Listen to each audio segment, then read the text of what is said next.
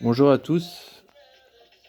Euh, voilà, j'ai fini le moteur de le montage hybride Derby Euro 2. Donc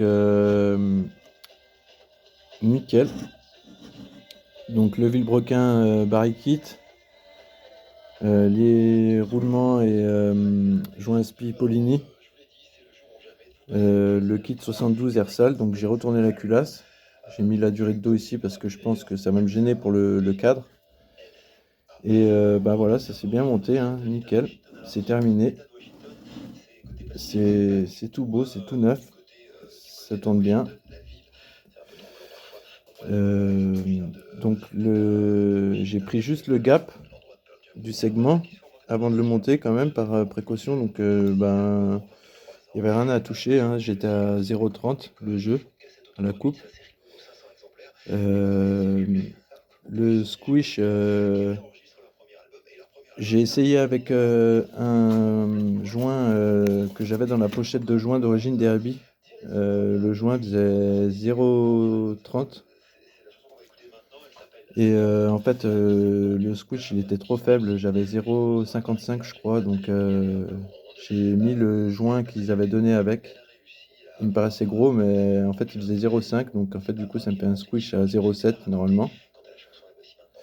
J'ai pas voulu le reprendre deux fois, en fait je l'ai pris qu'une fois parce que bon, il faut démonter, remonter, démonter, remonter, c'est chiant.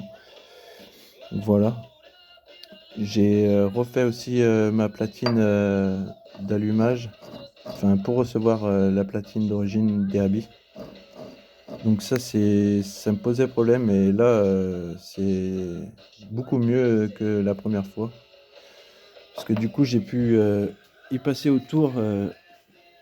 Le problème c'est que Mon problème, c'est que je pouvais pas prendre ma platine avec les morts ouverts en grand, parce que sinon il touchait au bâti. Donc en fait, je me suis mis sur une platine comme ça où on peut mettre des pièces vissées dessus. Euh, donc dans un premier temps, en fait, ce que j'ai fait, je l'ai tracé et j'ai percé au milieu à 10 mm. J'ai mis une vis comme ça avec un boulon pour pouvoir la prendre sur le tour, la tourner autour au diamètre. Et une fois que ça c'était fait, j'ai fait mes perçages M6 et je suis venu la visser sur la plaque là. Et c'est pareil, la plaque, d'ailleurs on y voit là, les entraques c'était pas tout à fait grand, enfin c'était pas assez grand pour pouvoir rejoindre mes perçages. Donc en fait, il a fallu que je fraise un petit peu la fonte là, de chaque côté, avec de l'huile et tout ça sur la machine. Et du coup, j'ai pu la mettre. Donc après, je l'ai bien réglé de chaque côté pour que ça tourne rond. Et j'ai fait mon alésage intérieur en diamètre 40. Voilà.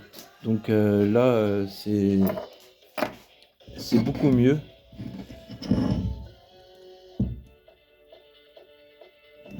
Ah, ça me plaît pas bien ça. Là, c'est beaucoup mieux.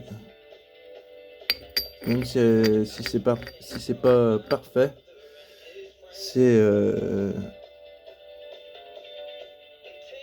c'est beaucoup mieux quoi. Voilà, puis elle a pas de jeu comme ça, mon alésage est bien bon, donc voilà.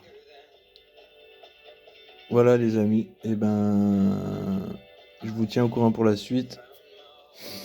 Euh, j'ai reçu la pipe 360 orientable. J'ai reçu quoi d'autre aussi, le Carducci qui fera très bien l'affaire.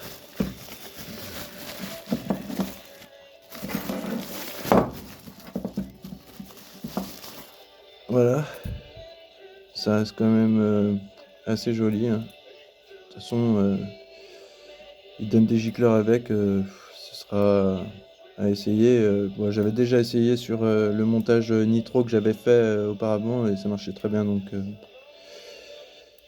on verra ça. Voilà. Ça, variateur mal aussi, Variotop mal aussi plage 115 que j'ai trouvé d'occasion, 100 €, pas trop cher, pas abîmé, pas trop abîmé quoi, pas neuf mais... Et il me faut il me faut